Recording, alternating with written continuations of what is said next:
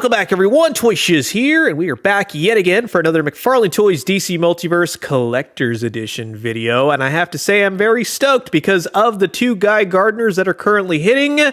This Platinum Edition version was the one that I definitely wanted. So I ordered from Entertainment Earth, opened the box, he was face down, flipped him over, lo and behold, bingo bango, 90s Guy Gardner. Couldn't be more stoked, but I say that without showing you the contents of the box just yet. Like I said, this is the Platinum Edition version, which is different from what you see on the back side of the box because it's kind of the 80s version of Guy Gardner that we're getting. And for those of you wanting a Red Lantern version of Guy Gardner, hopefully they'll be able to target some store that might be able to carry such a figure. Some sort of red and blazing department store. But what do I know? Now, here's the barcode. Like I said, these are starting to hit Walmart store shelves. Mine came in from Entertainment Earth, and you can grab yours today as well if they are in stock. It's kind of up and down at the moment. However, I'll put a link down in the description below. If they are in stock, you get 10% off, and if you spend over 79 bucks, you do get free shipping as well. Just as a heads up, if you missed them, Hugo Strange and the Bullseye Batman are now available at 23 bucks, so you can grab them. They're in stock. And like I said, 10% off. So head over to Entertainment Earth. I guarantee you'll find something there that you like. But in the meantime, we have a former Green Lantern to talk about. So sit back, relax, grab yourself a nice hot cup of coffee. This is a look at the brand new McFarlane Toys Collector's Edition, Guy Gardner.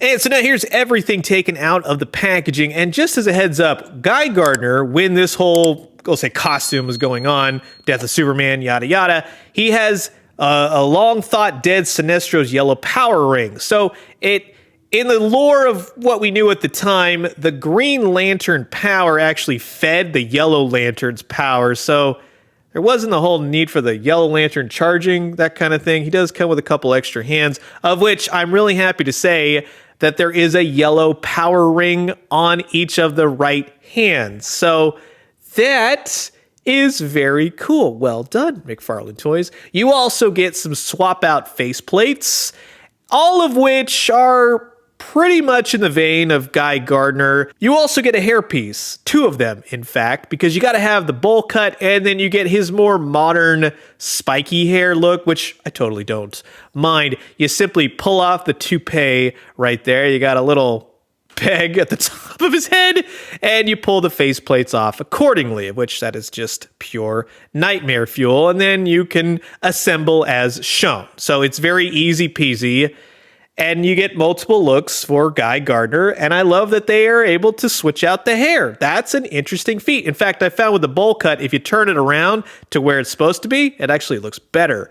With the actual Guy Gardner figure, heck yeah, rock on, baby. That looks awesome from afar, from far away afar. Because as soon as you get close, you're going to go, that's an interesting choice for the skin tone of his face. I guess it's flesh color. But does it necessarily match the ears? No. And that's where we find a huge problem, and a huge continuous problem with McFarlane Toys, is in their quality control. Methinks this is something the factory did. But in saying that, it's something that should have never been released because it just looks terrible. The ears are a completely different color. Now, I'm not going to go into the details of the faceplate looking like a robotic faceplate. That's neither here nor there at the moment. The ears are the more pressing issue. It looks terrible, McFarlane Toys. What are you doing? What are you doing releasing stuff like that? Don't do that. We should have learned our lesson with this long ago. It looks terrible. And so for that, no, don't get this figure, because from the neck down, it looks great, but no, you can't keep saying this is okay. Like, it's fine. No, you won't see it if he's looking straight at you, but it's there. You also got the rest of the costume, which I think looks pretty darn cool, even though it's a recoloring of the standard Green Lantern look for Guy Gardner. Am I happy with it overall? Yes, because I like 90s Guy Gardner. All of the elements are there, down to the boots, which it kind of goes back and forth. Yes, I think of it more having brown cowboy boots with the Guy Gardner logo on them, but it depends on the artist, so I'll say this. Overall, from the wash on the jeans to the boots to the dark blue collared jacket, I'm happy with this Guy Gardner, but the ear thing is just no bueno. And anybody that says, oh, you're being too harsh, save it. you know it looks bad. That definitely looks bad. And I can't, in good conscience, say, oh, that's a great job, McFarlane Toys. I sure loves it. Now, in terms of the articulation, there's nothing to write home about. Standard McFarlane Toys DC Multiverse articulation. Nothing crazy, nothing new, nothing gained, nothing lost.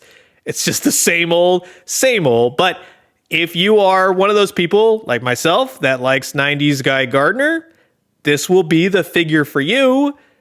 But I say that in the sense of it's quality control mess, especially on the faceplates. I'm glad that it's on the sides because otherwise you would take a really good looking figure like you see here and it would just go sideways every 2 seconds. And that's really where I'm at. It's just, yeah, it's cool, but those are definitely problems. Now, when you want to pair him up with Batman, he's a little bit on the taller end, just FYI, but this would realistically be more in terms of him wearing his Green Lantern outfit, but you could still punch him in the face.